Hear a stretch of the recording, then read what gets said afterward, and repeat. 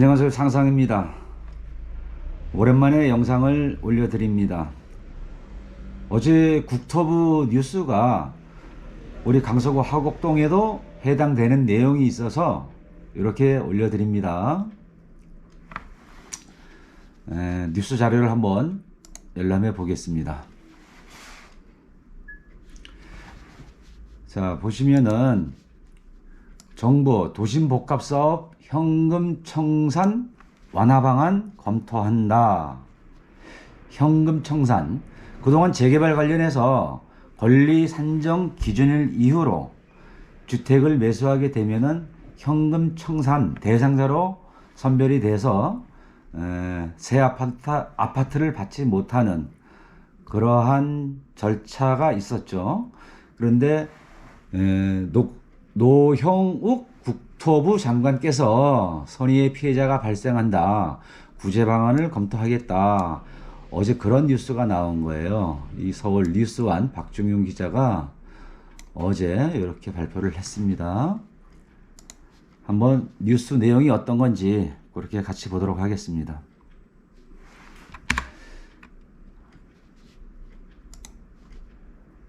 자, 이사 공급 대책 가운데 도심 공공주택 복합사업, 도심 복합사업의 현금 청산 규제가 완화될 전망이다.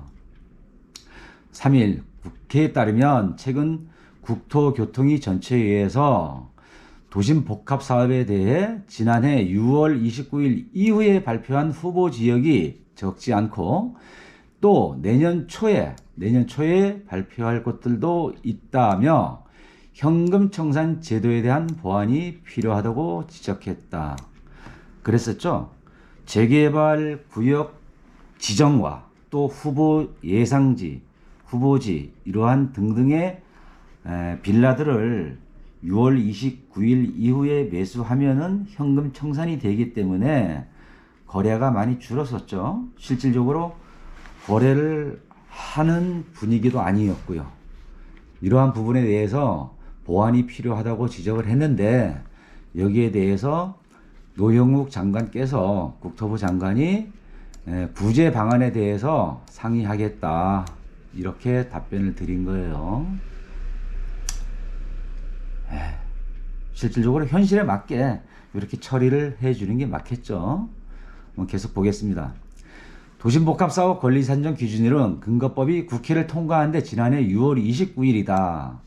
해당 일 이후 후보지 부동산을 취득하는 경우 우선 공급권이 주어지지 않으며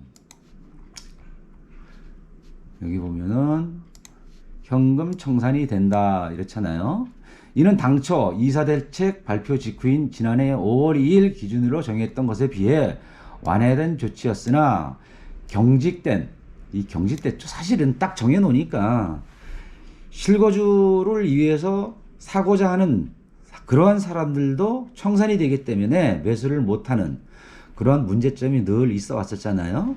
그러한 권리산정 기준에 대한 지적은 계속되어 왔는데 여기도 나오다시피 실거주를 목적으로 후보지에 입주한 경우에도 해당 지역이 도심복합사업 후보지로 지정되면 쫓겨나게 되는 이유에서다. 이게 가장 핵심이었죠. 그래서 실거주하는 사람이나 또는 투자하는 사람들까지 모든 사람들을 이렇게 후보지의 거래를 완전히 차단하는 그러한 불편이 있었습니다. 자, 볼게요. 그래서 정부는 올해에도 도심복합사업으로 서울 2만 8천 가구를 포함해 5만 가구의 사업지를 발굴한다는 방침이라 그렇죠. 전년도 또 올해 계속 해마다 각 지자체 2개 지역씩 이렇게 선정을 받는데 그렇게 된다면 계속 현금 청산 대상자가 늘어나겠죠. 이게 당연한 결과죠. 이거는 국토부 관계자는 현금 청산에 대해 보완책은 현재 검토하는 단계다. 이게 중요해요.